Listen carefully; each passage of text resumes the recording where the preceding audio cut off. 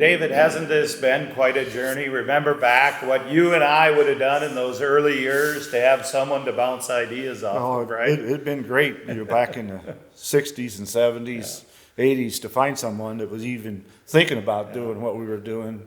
Ray, I remember back in 2007, here I was putting on hosting a tour for NRCS employees, and there was this guy standing there with his head cocked, kind of looking funny.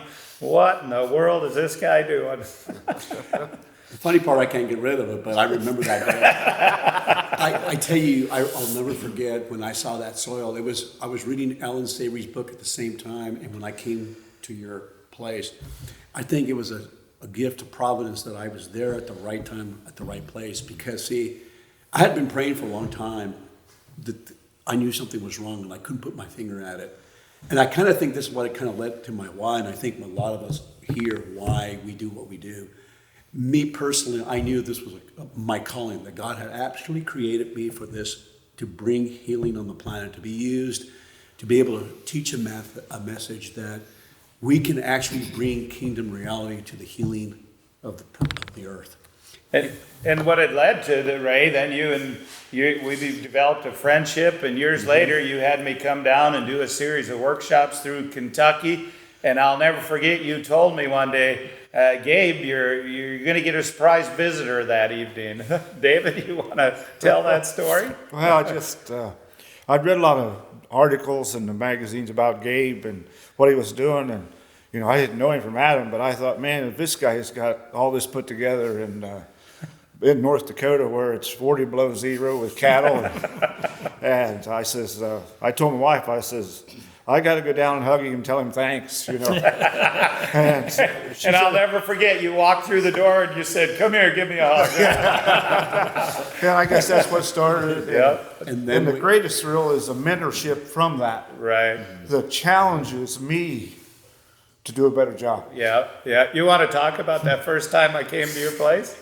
Oh, I was, we'd been doing cover crops and lots of things, and by a single species and went to dual species, and I was showing Gabe a field, and it wasn't the best stand of stuff, and I was really proud of what was going on, and then he just blowed my bubble, and he said, well, why didn't you try more species, David? It might have worked, Actually, I kind of started walking away slowly because I knew what was happening, because it was kind of building up.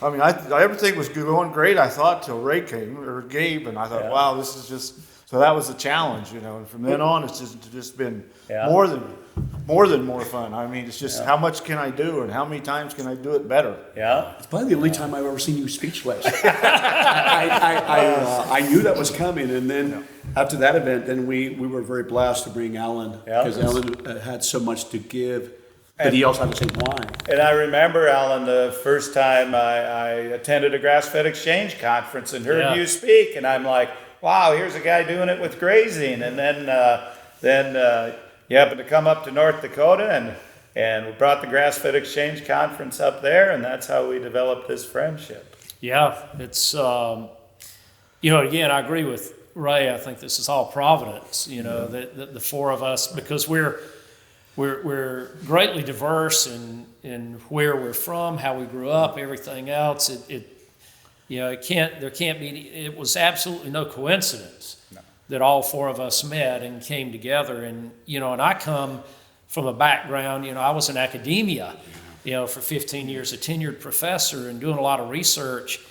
And I finally came to the realization that all we were doing, I now call it just putting a Band-Aid on a gushing wound. And that's all we were doing. So we were spending all of our time doing research that was treating symptoms rather than getting at the root cause.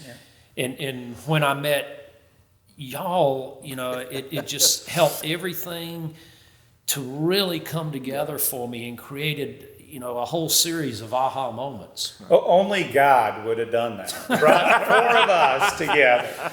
Yes. And it proves God has a sense of humor to bring all four of us together. There's a lot of truth to that. Yes.